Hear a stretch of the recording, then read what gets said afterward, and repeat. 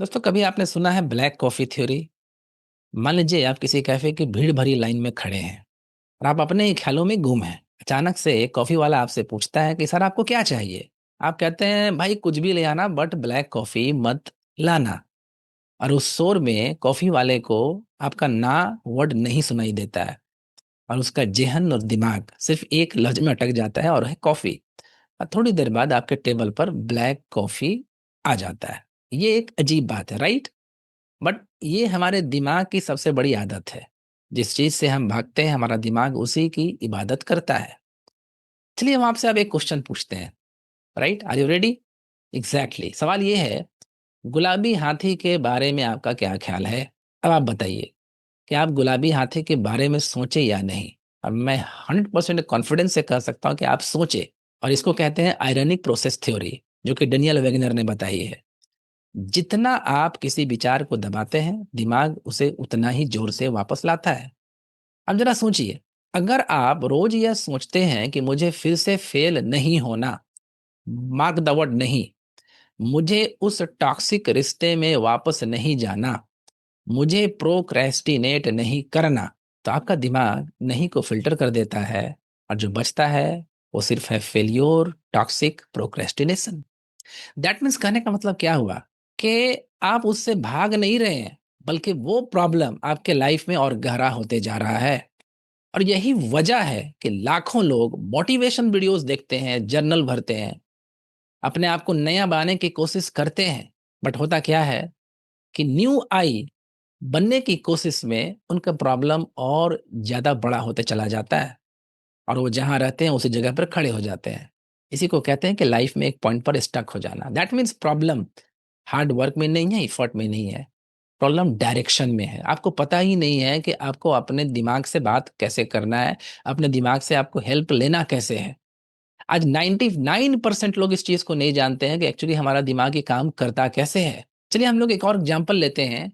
मान लीजिए कि आप किसी चीज को नहीं चाहते हैं अपने लाइफ में, तो आप जब बार बार नहीं नहीं नहीं करेंगे तो आपका दिमाग इमोशनल इंटेंसिटी पर फोकस करता है।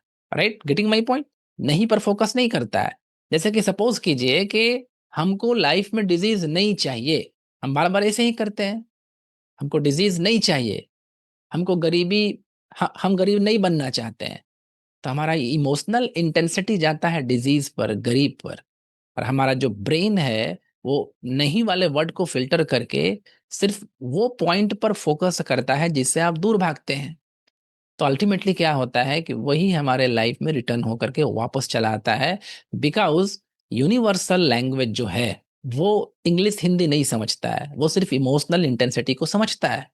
जिस वर्ड पर आपका इमोशनल इंटेंसिटी ज्यादा होगा वही चीज आप अपने लाइफ में अट्रैक्ट करेंगे, अपने लाइफ में आप उसको पाएंगे। मेरे एक फ्रेंड है, एक्चुअली वो आईटी प्रोफेशनल्स हैं। वो लिटरली दिन में 10 घंटे काम करते हैं, स्मार्ट है, कैपेबल है। बट रात को सोते वक्त हमेशा अपने आप से यही क्वेश्चन पूछते हैं कि आखिर मैं लाइफ में ग्रो क्यों नहीं कर रहा हूँ। Getting my point? ग्रो क्यों नहीं कर रहा हूँ, दैट मीन्स मैं आगे क्यों नहीं बढ़ पा रहा हूँ। तो जब हमारा उससे कन्वर्सेशन हुआ तो मैंने उसमें हल्का सा शिफ्ट ये किया कि मैंने ये कहा कि आप नेगेटिव चीज देखने के बजाय आप अपने आप को देखिए कि आप अपने आप को दिखना कहाँ चाहते हैं। दैट मीन्स आपका आइडेंटिटी क्या है, आप बनना क्या चाहते हैं। तो जब आप इस पर फोकस करते हैं तो एक छोटा सा जो शिफ्ट होता है, मीनिंग क्या, कि नेगेटिव चीज पर फोकस ना करने के बजाय जिस चीज को आपको बनना है, जो चीज आपको चाहिए, सिर्फ जब आप उस पर फोकस करने लगते हैं तो क्या होता है, जब आप ऐसा करते हैं तो आपका जो माइंड है, आपका जो ब्रेन है, आपका जो दिमाग है, नेगेशन के बजाय उसको डायरेक्शन मिल जाता है। Mark the word.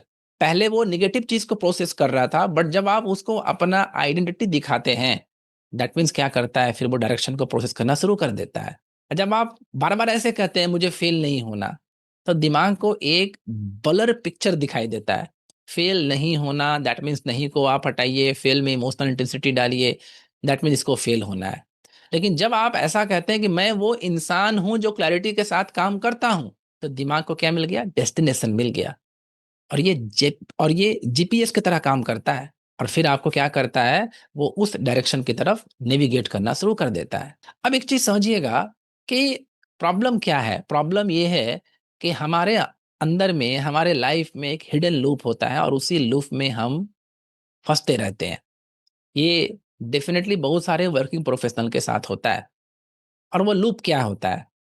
वो लूप का 3 स्टेप होता है।